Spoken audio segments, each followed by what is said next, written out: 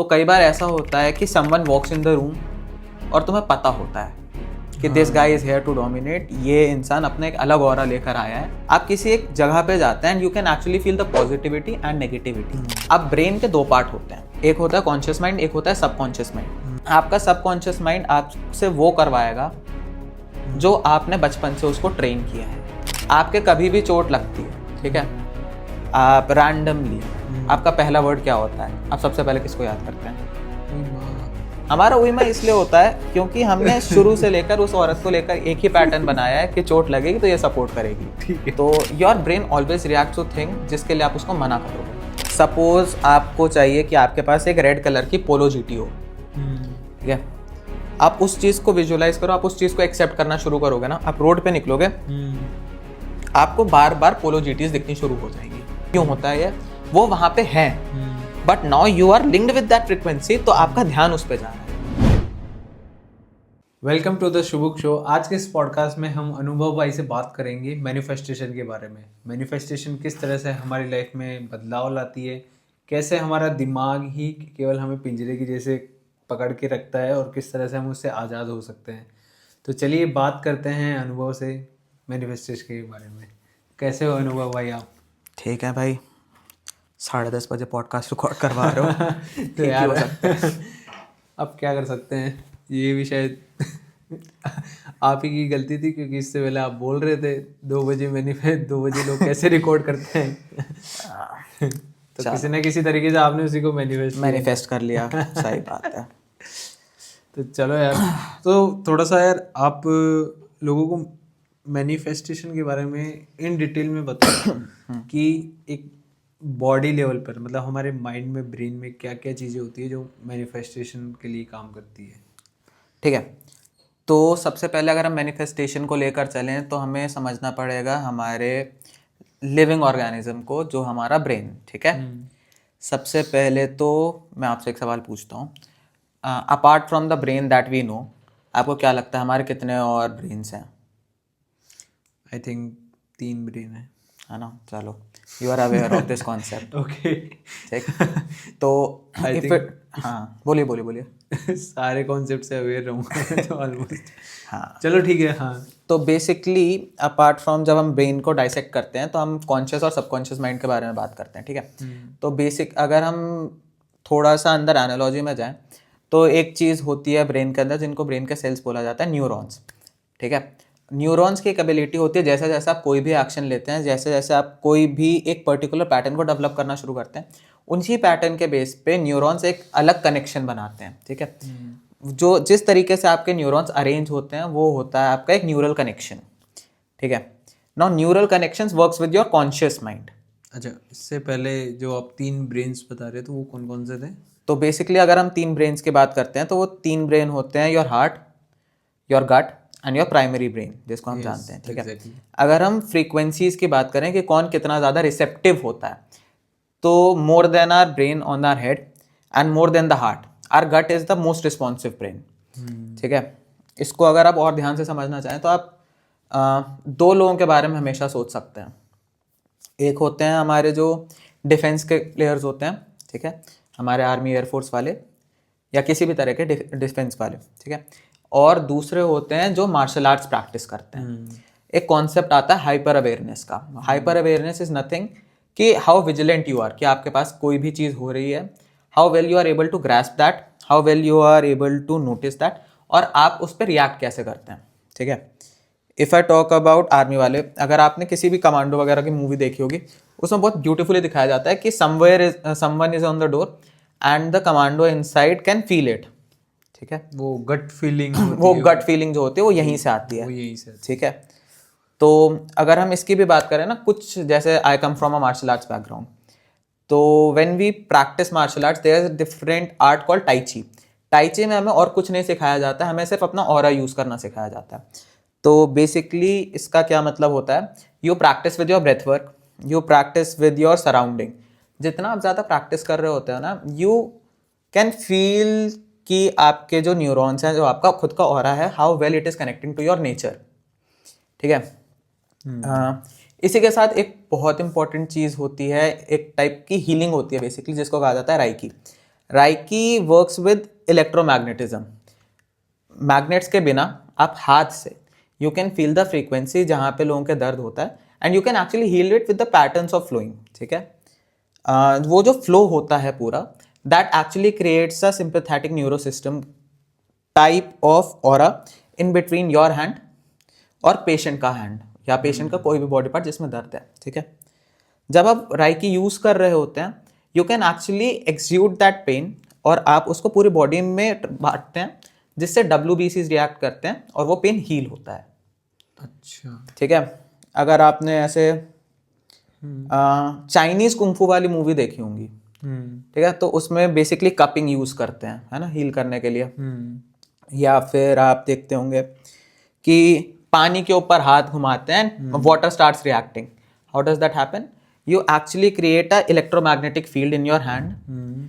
आप इतने ज़्यादा अवेयर होते हैं, आप इतना ज़्यादा अपना ऑरा रीड कर पा रहे होते हैं, अपना ऑरा समझ पा रहे होते हैं कि with the power of your concentration you can actually move your hand, और पानी उसके साथ रिएक्ट करता है।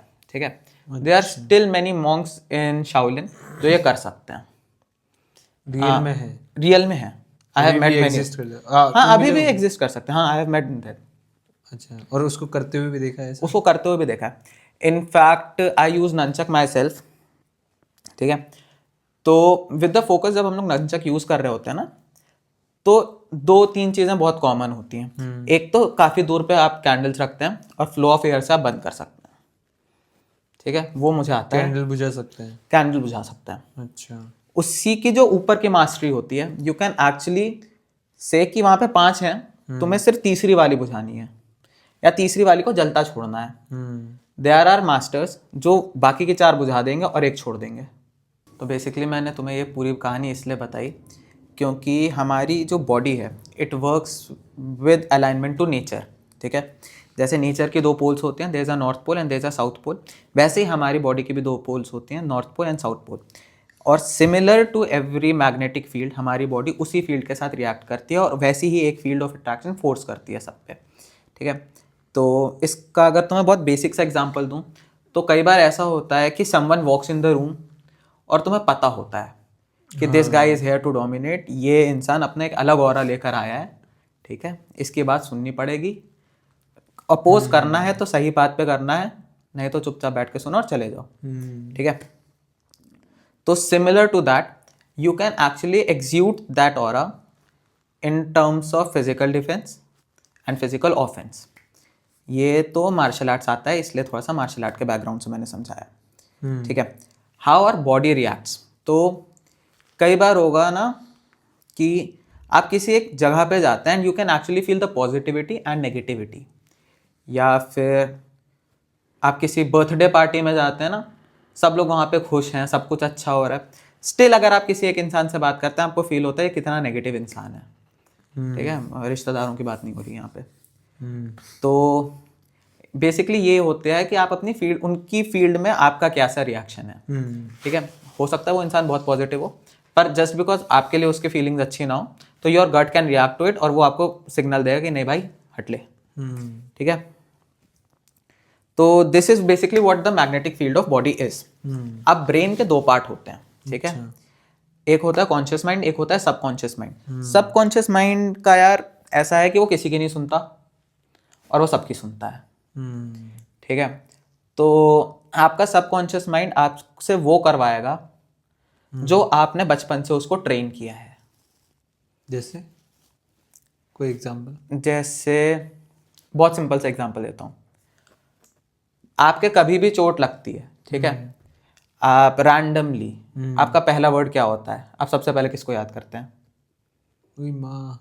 ओए माँ, है ना? मम्मी। क्योंकि शुरू से आपने उस इंसान को ऐसे देखा है। अरे भाई काट देना यार ये भी। नहीं क्यों काटना भाई, रो रखो। रखेंगे इसको, रखेंगे, हंसने दो इसे। रखेंगे क्या?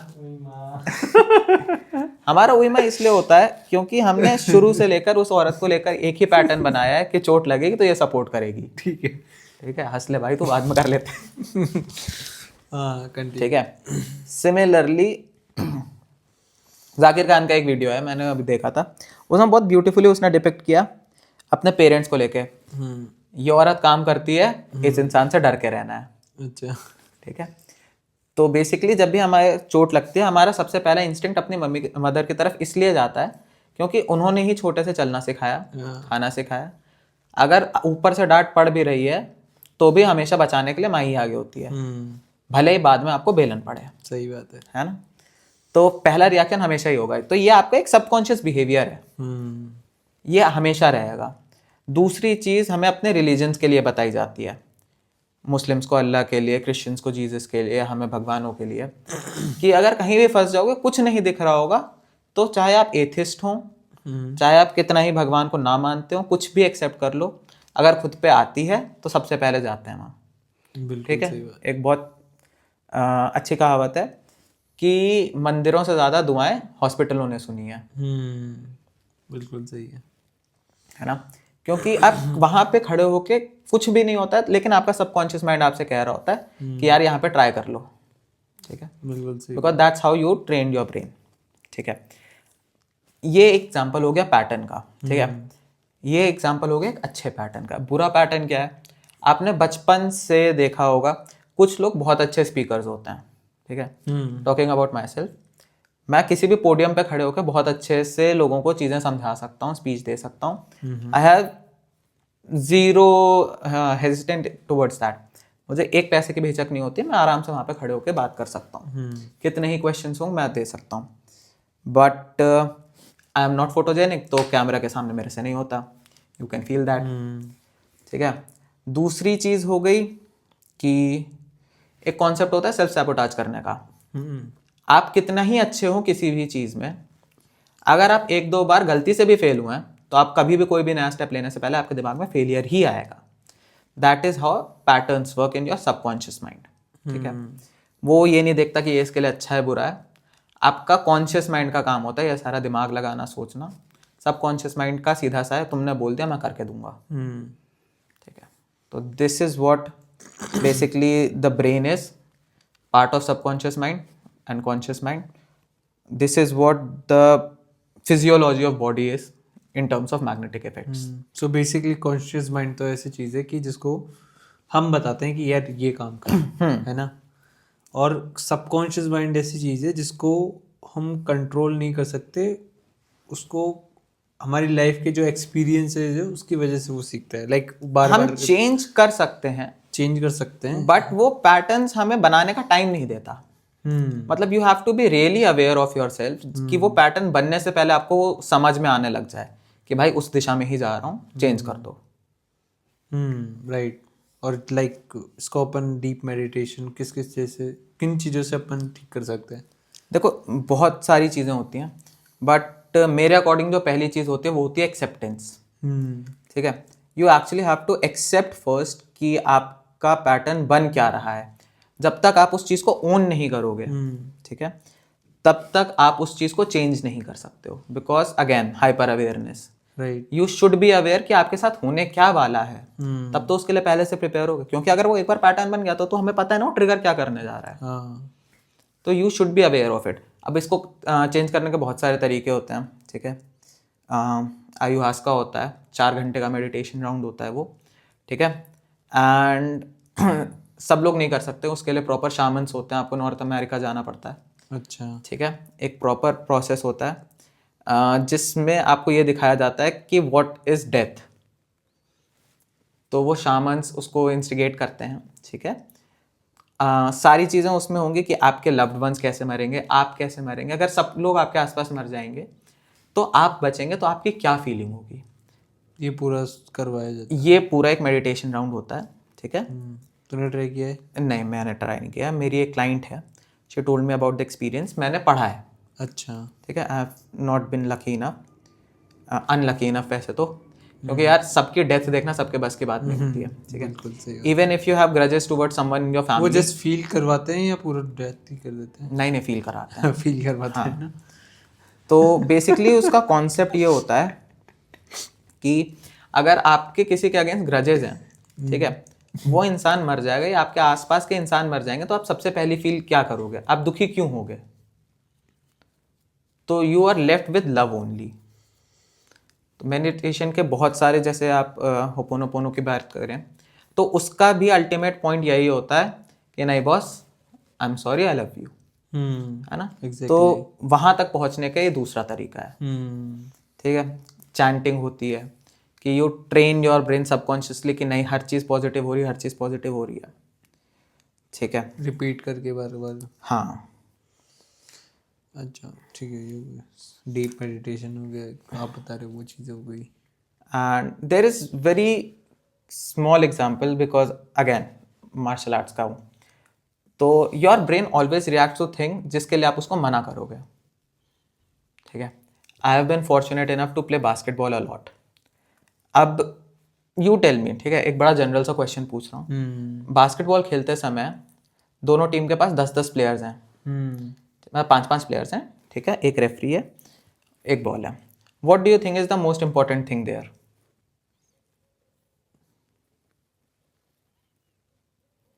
बास्केटबॉल फील्ड में एक रेफरी, बास्केटबॉल एंड प्लेयर्स, एक चीज बताओ सबसे इंपॉर्टेंट क्या है? बास्केटबॉल। एग्जैक्टली। तो आप किसी भी टाइम पे अगर बॉल पे ध्यान देंगे तो यू आर डेस्टिन्ड कि आपके हाथ से बॉल जाएगी। क्यों? बॉल तो अपनी जगह पे बाउंस हो रही है ना। You don't have to see the ball, you have to see the player delivering the ball. पर फोकस कहाँ गया? बॉल पे। अब अगर सिर्फ बॉल देखोगे तो बॉल तो एक जगह पे बाउंस हो रही है, वो आगे पीछे जा रही है। जो लेकर जा रहा है वो प्लेयर तुम्हारे सामने भी तो खड़ा हो सकता है, फाउल तो तुम्हारा होगा ना, गिरोगे तो तुम। सिर्फ बॉल को ही देखोगे तो सामने वाले प्लेयर को रीड कैसे करोगे? So the goal is to be aware of your surrounding, aware of your thoughts. Okay. चलो let's take it to the another tangent. Who do you think is the strongest player? आपने महाभारत पढ़ी है, महाभारत देखी है? हाँ देखी है। Who do you think was the most strongest of all of them? Pandav Kaurava को सबको मिला के उस समय बैटल फील्ड पे स्ट्रॉन्गेस्ट कौन था? भीष्म पितामह। क्यों?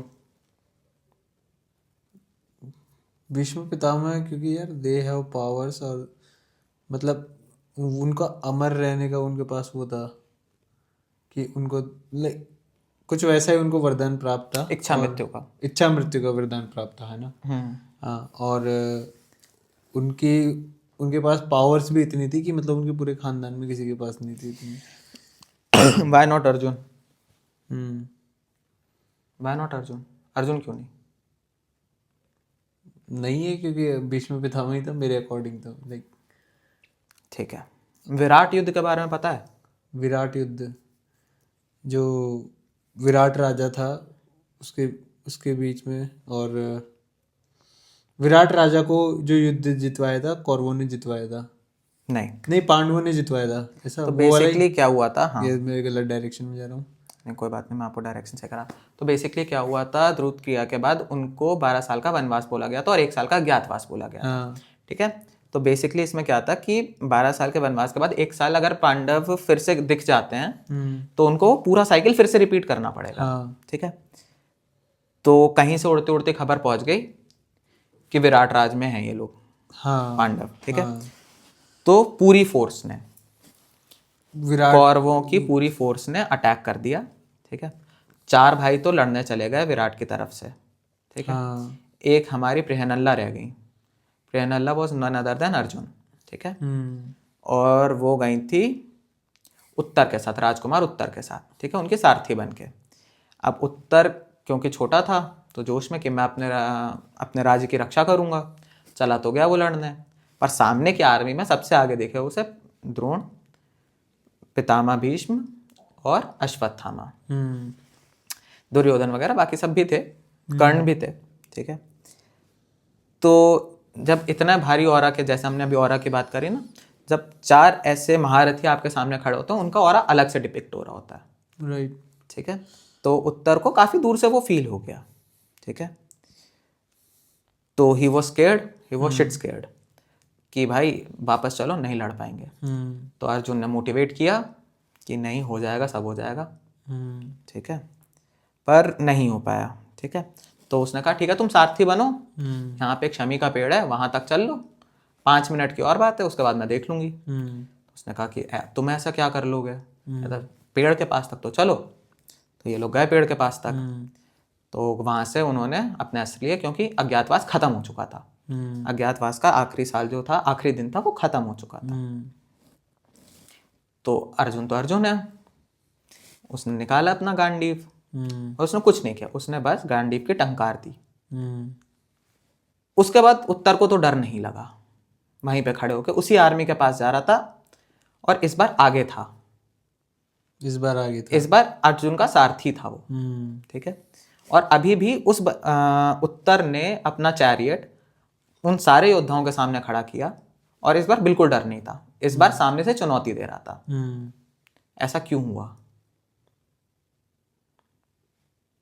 हमने बात करी ना, वहां तो 8-9 महारथी हो गए। कर्ण वहां पे महारथी था, दुर्योधन महारथी था, उसके पास एक अच्छा योद्धा था, उसके पास सिर्फ एक ही योद्धा था, पर वो एक योद्धा इतना स्ट्रांग था कि उसको कोई दिक्कत नहीं थी। और अर्जुन ने एक्चुअली सिंगल हैंडेडली पूरा विराट युद्ध जीता।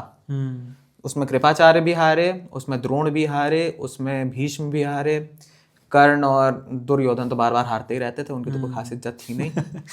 हाँ, अश्वत्थामा भी हारे, ठीक है। तो ऐसा इस वजह से, क्योंकि Arjun know what to manifest. Arjun was the only warrior, not even Drona, not even Bhishma Pitamah, जिन्होंने, अर्जुन को निद्रजीत बोला जाता था। उसने अपनी नींद को भी जीत लिया था। हाँ। ठीक है, वो दिन में 5 मिनट सो सकता है, काफी था उसके लिए। वो कभी भी किसी भी पोजीशन में सो सकता था और पूरा रिकवर कर सकता था। How is it possible? कैसे? Power of your focus, power of your subconscious mind. Why do you think, अभी इससे पहले हम नागा साधु की बात कर रहे थे, वाई डू यू थिंक जहाँ पे इंडियन आर्मी या दुनिया की किसी भी आर्मी को प्रॉपर हीटिंग जैकेट्स पहनाया जा रहा है, और वहाँ पे एक साधु बिना कपड़ों के मेडिटेट कर रहा है, better than everyone in their? ऐसा क्यों? Because his subconscious mind has accepted it कि बाहर ठंड है ही नहीं। So the way you have trained it, the way you have accepted your reality to be, is your reality. Movies में, books में, videos में बहुत इजी सा बता दिया जाता है कि आस्क, बिलीव, रिसीव। ठीक है, तुम यूनिवर्स से मांगो, तुम बिलीव करो, और तुम्हें वो चीज़ मिल जाएगी। This is where the manifestation go wrong. क्योंकि अभी मैंने आपको बास्केटबॉल के एग्जाम्पल से बताया कि हमारा ध्यान जाता ही वहाँ पे है जहाँ पे नहीं जाना है। अगर मैं आपसे बोलूँगा कि कॉफ़ी नहीं पीनी चाहिए, ठीक है, कॉफ़ी पीने से ये नुकसान होते हैं, आपकी इमीडिएट थॉट क्या है? कॉफ़ी। वो नहीं करना है ना, नहीं पीना। एग्जैक्टली। ऐसे ही अगर मैं आपसे बोलूँ कि मैनिफेस्टेशन कुछ नहीं है, इट्स सूडो साइंस, तो आपका पहला दिमाग ये चलेगा कि why it is pseudo science. और दूसरा जो आपका सबकॉन्शियस दिमाग करेगा, वो ना सूडो साइंस पे करेगा, वो ना उस पे मैनिफेस्टेशन पे करेगा, उसका पूरा ध्यान जाएगा नहीं करना चाहिए। Why? Because that is a clear emotion.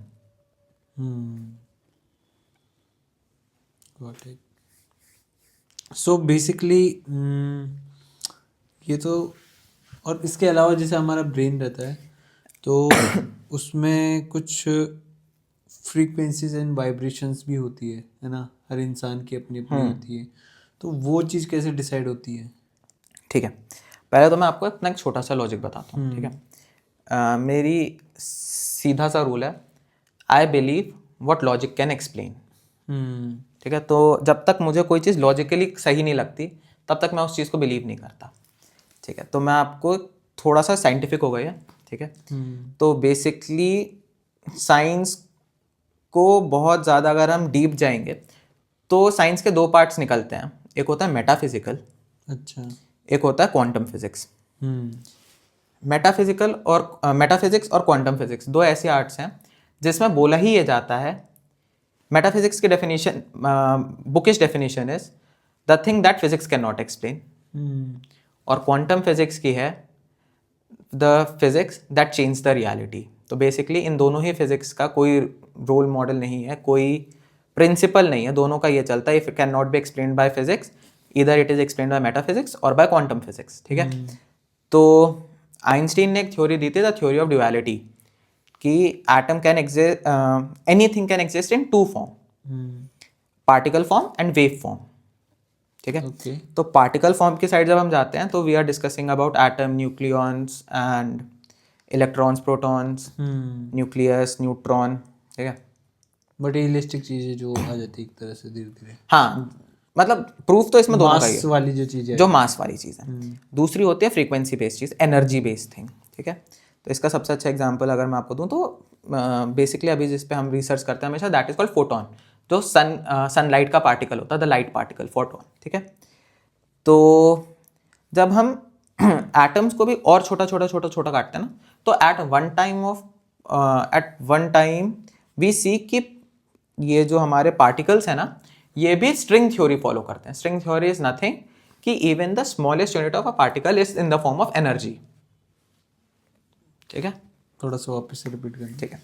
तो बेसिकली एक एटम होता है, ठीक है। एटम के 3 पार्ट्स होते हैं, ठीक है।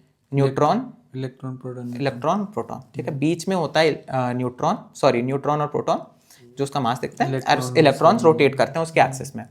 अगर हम उसको और छोटा करते हैं, ठीक है, तो उसके पार्टिकल बनते हैं न्यूट्रिनो और एक और कुछ बनता है, ठीक है। और भी अंदर अगर जाते हैं हम, उस न्यूट्रिनो को भी ब्रेक करते हैं, तो वी सी कि it is in the form of stringular energy, एक स्ट्रिंग के फॉर्म में एनर्जी वेव, अच्छा, ठीक है। तो this is what the dual nature of matter is, ठीक है। नाउ एनीथिंग, क्योंकि आप मोस्टली अगर आप मास वाली चीजें देखेंगे, it is in the form of atom, है ना। और हमने अभी स्टैब्लिश किया कि एटम की भी एक फ्रीक्वेंसी होती है, एक एनर्जी होती है। तो whenever you are vibing in the same energy, you are attracting the same energy, ठीक है। तो वैसे आपके इमोशंस की भी एनर्जी होती है, and energy can neither be created nor be destroyed, ठीक है। It stage around you. तो मैं भी एक एनर्जी फैला रहा हूँ, आप भी एक एनर्जी फैला रहे हैं। If our energy is aligning at one point, तो एक पॉइंट ऐसा आएगा कॉन्वर्सेशन के बीच में कि मैं कुछ बोल रहा हूँ, और अगर मैं अटकूंगा तो you can complete that sentence for me, ठीक है। आप रिलेशनशिप में या दोस्ती में ऐसे कुछ आपके दोस्त होंगे जिनके साथ आपकी वाइब इतनी अच्छी बैठी होती है कि you know just by seeing each other कि क्या चल रहा है सामने वाले के दिमाग में, and you react to that, और सामने वाले को समझ भी आता है, है ना। बिल्कुल। So that is what you understand कि तुम लोग की वाइब मैच हो रही है, ठीक है। कपल्स के केस में भी होता है जो आजकल दोस्त बोलते हैं ना कि यार इससे वाइब मैच नहीं हो रही, इससे हाँ, मैच हो रही नहीं, अब तो वाइब को बहुत ट्रायंगुलर कॉन्सेप्ट बना दिया, बहुत कॉमनली बोला जाता है आजकल इस चीज़ को, लेकिन वो एग्जैक्टली इसी तरह से काम करती है, बिल्कुल, है ना। उसके पीछे की जो साइंस है वो पूरा यही है। जी बिल्कुल। अपनी frequencies, vibrations. Now you have to understand, एक होती है चीज RAS, रेटिकुलर एक्टिवेशन सिस्टम, ठीक है। इसका क्या मतलब होता है कि हम कहते हैं ना, start visualising thing, start accepting those thing. जब आप चीज़ों को विजुअलाइज करना शुरू करते हो, जब आप चीज़ों को एक्सेप्ट करना चाहते हो, तो आपका न्यूरल पैटर्न बनना शुरू होता है। अब न्यूरल पैटर्न ऐसा नहीं होता कि एग्जिस्टिंग नहीं होता है, अच्छा, ठीक है। ठीक है। सपोज आपको चाहिए कि आपके पास एक रेड कलर की पोलो GT हो, ठीक है। आप उस चीज़ को विजुअलाइज करो, आप उस चीज़ को एक्सेप्ट करना शुरू करोगे ना, आप रोड पे निकलोगे, आपको बार बार पोलो GTs दिखनी शुरू हो जाएंगी। एग्जैक्टली, बिल्कुल सही बात है ना। क्यों होता है ये? वो वहां पे है, but now you are linked with that frequency, तो आपका ध्यान उस पे जा रहा है। एग्जैक्टली, सही कहा आपने, ठीक है। सिमिलरली अगर मैं कहूँ, इस वजह से ना कई लोगों की मैनिफेस्टेशन कभी पूरी नहीं हो पाती, they are not very specific with things. जिसके पास पैसे नहीं, वो मैनिफेस्ट करता है मुझे अमीर बनना है। Now you have the intention कि तुम्हें अमीर बनना है, ठीक है। इंटेंशन सिर्फ सोचने से नहीं होगा, you have to take actions, right. When you have asked for something, you should have a plan, you should have the method of execution, you should have faith, you should believe in that, and you have to take derived actions for that. Right. जब आप ये सारी चीज़ें करेंगे, then you can actually manifest anything. ऐसा नहीं होता कि मुझे अमीर बनना है। कितना अमीर बनना है? कोई अगर भिखारी है, उसके पास 100 रुपए हैं तो वो अमीर है। अंबानी को अगर अमीर बनना है तो फिर अंबानी को इलॉन मस्क के नेटवर्थ पे जाना पड़ेगा। तो सब्जेक्टिव है ये चीज़, ठीक है। जैसे मुझे मैनिफेस्ट करना है by the year end I want 1 CR in my account, तो I have a plan for that, I have method of execution for that, I am working for that and I believe I can achieve that, ठीक है। तो जब opportunities मेरे पास आएंगी, I know I have to act on it, क्योंकि universe आपको ऐसा नहीं होगा कि आप एक दिन रात को सोच के सोएंगे कि आपके अकाउंट में 1 करोड़, आप सुबह 1 करोड़ अकाउंट के साथ उठेंगे। आप एक बार ये वो सोच के सोएंगे, आपको अपॉर्चुनिटी हो सकता है मिल जाए, जिसके लिए आपको उसके काम करना पड़ेगा।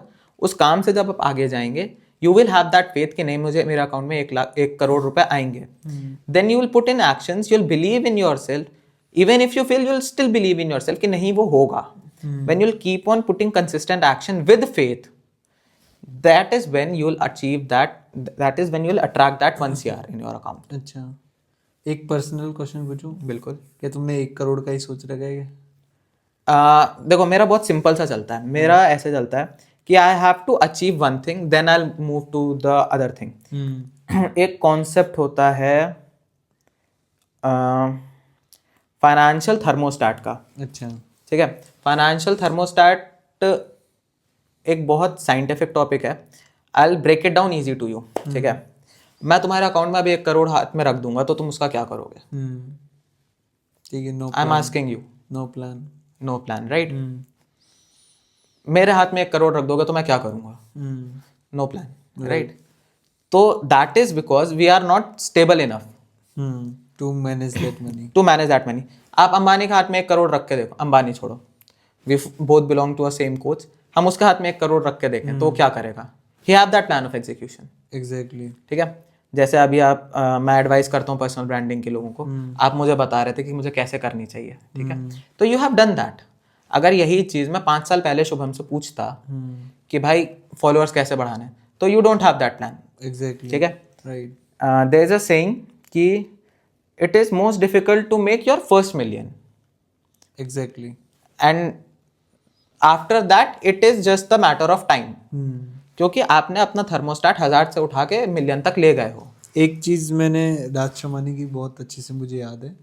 राज शमानी ये बोलता है कि तुम्हें जो जोर आएगा वो 1-2 लाख तक पहुंचने में आएगा, केवल इस दलदल से निकलने में।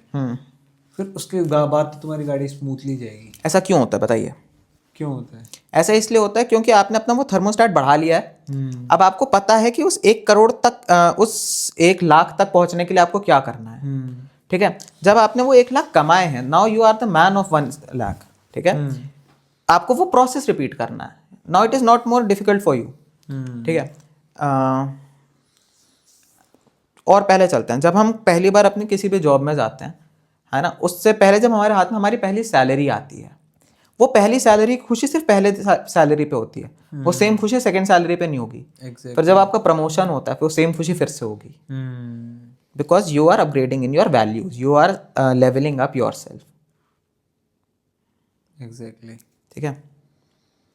आई don't know if you watch anime, I love to watch anime. एक एनिमे है ड्रैगन बॉल जी, हाँ, ठीक है। उसका एक कैरेक्टर है गोकू, ठीक है। गोकू की स्पेशलिटी है कि वो हर बंदे से लड़ता है, और जितना लड़ता जाता है वो उतना ही पावरफुल होता चला जाता है। अच्छा, ठीक है। उसमें एक लेवल अप फॉर्मेट होता है सुपर सेयन का। तो गोकू जब फर्स्ट टाइम सुपर सेयन बनता है तब वो उतना चिल्लाता है, उतना एग्रेसिव जाता है, दूसरी बार में नहीं करना पड़ता उसे। फिर जब वो फिर से पावर अप करेगा सुपर सेयन 2 में, तब उतना एग्रेसिव होगा। That is how you upgrade in your life. हमने ABCD जब पहले याद करी थी तब ABCD करना मुश्किल था, अभी किसी से पूछो बता देगा। एग्जैक्टली, ठीक है। तो every time you are growing, और जैसे जैसे आपके गोल्स अचीवेबल होते जाते हैं, जैसे जैसे आप गोल्स अचीव करते जाते हैं, then you start putting higher goals in front of you. तो अभी का तो यार हाँ 1 CR है, जितनी जल्दी हो जाएगा बढ़ जाएगा। Nice, okay. तो अभी जैसे किसी इंसान, कोई बंदा है और वो मैनिफेस्ट करना चाहता है, ठीक है, वो स्टार्ट करना चाहता है कि मुझे मैनिफेस्ट करना है, तो उसे किन किन चीज़ों का ध्यान रखना चाहिए? यार I am no expert in manifestation, ठीक है, but I will tell you what I will do. हाँ. ठीक. I understand the science behind it. ठीक है, तो I will tell you what scientific method should be. ठीक है. Sit alone, keep your phone aside for 4 hours. Okay.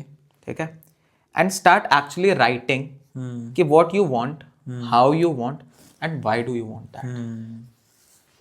There is a book I recommend to every student of mine. Start with why. तुम्हारे पास वो reason होना चाहिए. ठीक है. Right. What do you attract is materialistic thing. Either abstract or materialistic. ठीक है. Why do you want is emotion. You have to understand that emotion. Right. ठीक है. And third is what? What do you want? What do you want and Why do you want? How you will achieve it. how? ठीक है. Okay. जब ये 3 चीजें आपके हाथ में होंगी, then you can actually manifest what you want. Why do you want that? आपके पास अगर आज हमने क्या एग्जांपल लिया था, रेड पोलो जीटी. अगर वो रेड पोलो जीटी आप ले आओगे तो आपको क्या फील होगा? Start attracting that feeling towards you. Yes. ठीक है. There is one more thing जो मैं काफ़ी लोगों को प्रीच करता हूँ कि never say all the best to someone. Why? क्योंकि यार all the best is feeling है कि it might come and might not. Always say congratulations, you already have that. इसका एक बहुत बेसिक सा एग्जांपल आपको देता हूँ. ठीक है. सपोज आपके घर में कोई बच्चा आया है. ठीक है. And he ask you for cycle. ठीक है. तो आप उसको अगर ये बात बोलोगे कि बेटा एक काम करो, जस्ट हैव दिस फीलिंग. तुम ये सोच के सो कि you already have that cycle, how you will feel if you have cycle right now. वो आपको वो इमोशन बताएगा अपना. ठीक है. नाउ टेल हिम कि उसी फीलिंग के साथ रोज सो, सुबह उठो, फिर से उस फीलिंग को याद करो, बोलो कि मेरे पास साइकिल है, and see what his reactions are. पहली चीज तो वो आपसे कभी सवाल नहीं पूछेगा कि क्यों करूं मैं ऐसा, क्योंकि वो ट्रेन इस तरीके से हुआ है. तब तक वो ट्रेन इसी तरीके से हुआ है कि जो आपके बड़े बोल रहे हैं वो सही बोल रहे हैं. ठीक है. You don't questions your elders for that. ठीक. जब वो एक्सेप्ट करके सोएगा ना, he will actually manifest that. यही चीज अगर आपको BMW चाहिए और तुमसे कोई ये बात बोले कि ये सोच के सो, हाउ यू विल फील कि BMW तुम्हारे पास, ये सोच के सो, तुम्हारे दिमाग में 100 तो पहले सवाल आ जाएंगे. कैसे आएगी, क्यों आएगी, कब आएगी, कौन से कलर की आएगी, आएगी भी कि नहीं आएगी. तो वो 1000 हर्डल्स तो तुमने दिमाग में बना रखे हैं. तो तुम किस फीलिंग के साथ सो रहे हो? खुद ही ऑब्जेक्शंस बना लेते हैं. तो जब तुम ऑब्जेक्शन के साथ किसी चीज को मैनिफेस्ट करोगे तो ऑब्जेक्शंस ही मैनिफेस्ट होंगे. एग्जैक्टली. ठीक है. इसीलिए it is very important to know how, it is very important to know why, it is very important to know, फिर से भूल गया मैं. How, why and what. How I want. Okay, nice. And जैसे अभी आपने काफ़ी सारी इन डेप्थ में चीज़ें बताई है, आपकी लाइफ में ऐसे कौन कौन सी चीज़ें हैं जो आपने मैनिफेस्ट की है? यार कोई भी छोटी से छोटी या बड़ी से बड़ी, वो कौन सी चीज़ें हैं जो आपने की है? ठीक है. तो basically if I tell you about my self ना, तो I have always been a star student. ठीक है. Okay. If I talk about my knowledge spectrum, तो 10th तक I have multiple national and international olympiads. Nice. ठीक है. I have been a consultant to Google. I have been a consultant to HDFC Life. I have been a consultant to Bajaj Allianz. Amazing. ठीक है. Apart from that, there are 28 startups जिनको मैंने funding भी दिलवाई है और 0 से 8 figure 9 figures तक भी लेकर गया हूँ. ठीक है. एंड अभी हमने थोड़ी सी फिजिक्स डिस्कस करी थी. ठीक है. What do you think मैं कैसा कर रहा हूँ 11th-12th में अपने? नॉर्मल स्टूडेंट की जैसे, है ना. तो if I talk about my physics ना, तो any theory that you can ask मी, मैं अभी आपको एक्सप्लेन कर सकता हूँ. अच्छा. ठीक है. और अभी हमने ऑफ द कैमरा बात करी थी मेरा रिजल्ट मैंने कैसे खराब किया था. ठीक है. तो वो वहीं पे रहने देते हैं. तो मैंने मैनिफेस्ट ही किया था. अच्छा. क्योंकि मैंने जैसे हमने डिस्कस किया कि कुछ पास्ट ट्रॉमेटिक रिलेशनशिप्स जिनकी वजह से मेरा दिमाग खराब हुआ, फिर मैं उसी खराब मूड के साथ गया एग्जाम देने और मैंने वही भड़ास वहाँ पे निकाली. अच्छा. और एग्जाम बर्बाद किया. ठीक है. Knowledge was never an issue, काम जब आप कर रहे होते हैं that was never an issue. Okay. ठीक है। When I started my consulting career, when I start and I actually started with Google. ठीक है। तो when I was consulting Google, तो it was never the question of what I will do that, क्योंकि मुझे पता है वहां पे कैसे गूगल पता में है। जाना आपने मैनिफेस्ट किया था पहले? मैंने गूगल में जाना कभी मैनिफेस्ट नहीं किया था, पर मैंने हमेशा ये मैनिफेस्ट किया था कि I will be teaching someone something. Oh. ठीक है। तो सबसे पहले तो ना मुझे यार ये बेसिक स्ट्रीम्स में कभी इंटरेस्ट नहीं रहा है, मुझे कभी इंजीनियरिंग में इंटरेस्ट नहीं रहा है। मुझे इंजीनियरिंग कॉन्सेप्ट्स में बड़ा इंटरेस्ट है। अच्छा। ठीक है। इंजीनियर एज अ जॉब नहीं पसंद। मुझे कभी भी गवर्नमेंट किसी में भी इंटरेस्ट नहीं रहा है। Though my father's side is entirely belonging to defence, my mother's side serve as a doctor. ठीक है। ओके। तो everyone is in to some form of services only. ठीक है। सम वन और द अदर वे सब government services में ही है। मुझे इसमें कभी नहीं जाना था। I have manifested that. Even अभी कुछ समय पहले I have tried to give an government exam. ठीक है। अब मैं आपको बताता हूँ मैनिफेस्टेशन कैसे। उस एग्जाम के लिए मैंने 3 महीने प्रिपेयर किया। अच्छा। ठीक है। और वहां पे मैं जब एग्जाम देने गया हूँ, मैंने एग्जाम ही नहीं दिया है। 3 महीने प्रिपेयर, हाँ, फिर एग्जाम ही नहीं दिया। हाँ। तो व्हाट हैपेंड वाज, वहाँ पे जब हमारा आइडेंटिटी चेक हो रही थी, तो मैं अपना पैन कार्ड लेकर गया था। And then I got to know कि पैन कार्ड 2 तरीके से होते हैं। ठीक है। एक जो आपका प्रिंट आउट हो आप निकलवाते हैं, जो आपका ई मित्र वाला दे देता है आपको, and the other is what comes to you by courier. तो जो कोरियर से आता है आपके पास, दैट इज एक्सेप्टेबल। ओके। ठीक है। पर मेरे पास तो वही था जो हमने निकलवाया था। तो इस तरीके से this is what I have manifested. ठीक है। अब ऐसा नहीं बुरा ही मैनिफेस्ट किया है। अच्छा। ठीक है। अच्छा क्या किया? अच्छा मैंने ये किया है कि सीबीएसई में रैंकिंग्स होती हैं बास्केटबॉल की। ठीक है। तो I have been in top 3। ठीक है। As a basketball player. Then I have manifested multiple olympiad championships. ठीक है। जहाँ पे मेरे फैमिली का हमेशा से ये रहता था कि पढ़ाई करो पढ़ाई करो पढ़ाई करो। I have always been the star student. ठीक है। मैंने कानपुर से भी पढ़ाई करी है, मैंने आगे भी पढ़ाई करी। तो एवरीवेयर इन एनी कॉम्पिटिशन मैंने कभी भी कॉन्सोलेशन प्राइज नहीं लिया है। I am either winning the competition और I am the runner up. 2 को छोड़कर कभी तीसरा रिजल्ट नहीं आया मेरे पास। ठीक है। तो at one point of time I had around 72 certificates of इधर रैंक 1 और रैंक 2। ओके। और उनकी वैल्यू मेरे लाइफ में ऐसी हो गई थी कि we have actually disposed them. ठीक है। Then comes the promotion. ठीक है। तो जहाँ पे लोगों को 2-2 3-3 साल 4-4 साल लगते हैं प्रमोशन के लिए, हमारी कंपनी में रेवेन्यू बेस्ड प्रमोशन होता था। अच्छा। बीइंग अ सेल्समैन मैंने 11 महीने 1.2 CR का रेवेन्यू बनाया है इन अ जॉब। अच्छा। ठीक है। That is my personal revenue. ठीक है। तो मैंने प्रमोशंस, जो प्रमोशन 2 साल में होता है, वो प्रमोशन मैंने 2 महीने 3 महीने में ले रखे हैं। ठीक है। क्योंकि again it is the matter of skills हैं। ठीक है।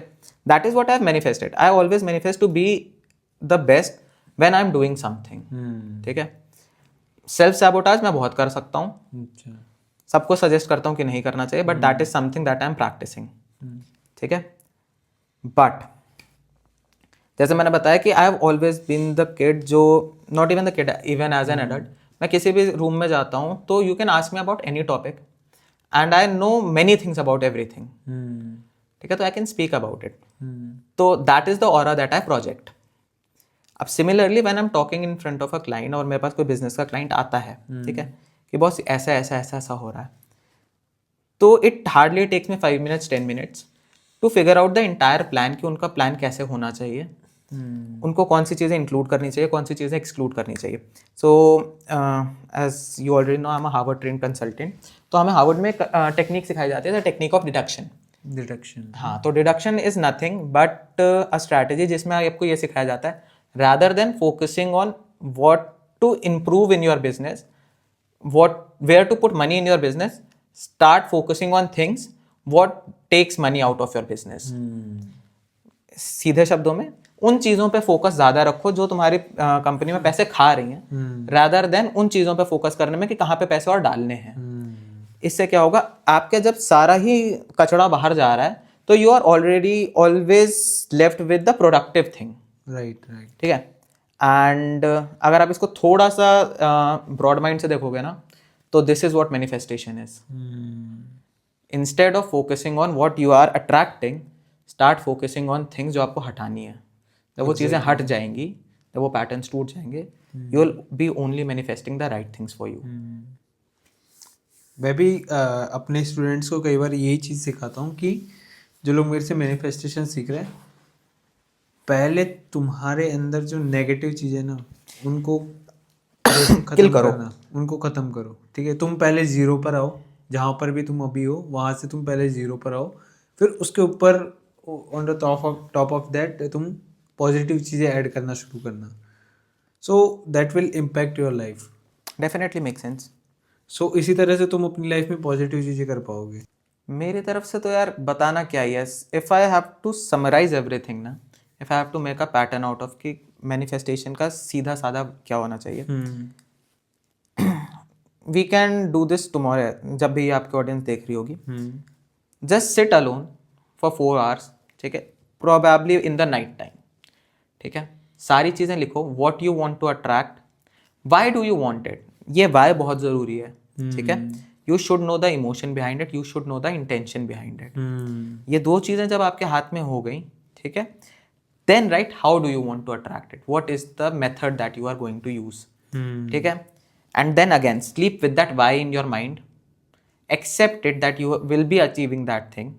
ठीक है, उस फीलिंग के साथ सो, उसी फीलिंग को सुबह रिवाइज करो उठने के बाद, and work according to your how. जब आपका वाई और हाउ हो जाएगा ना साथ में, तो व्हाट अपने आप आ जाएगा। Exactly, this is how you should go about your manifestation. बाकी दुनिया भर की टेक्निक्स हैं।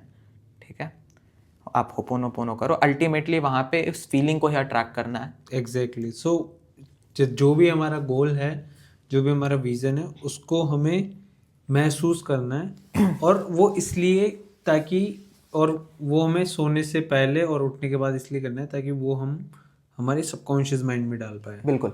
जब चीज़ तुम्हारा विजन, तुम्हारा गोल सबकॉन्शियस माइंड में चला गया, इसका मतलब है वो तुम्हारी लाइफ में होने की संभावना बहुत ज़्यादा है।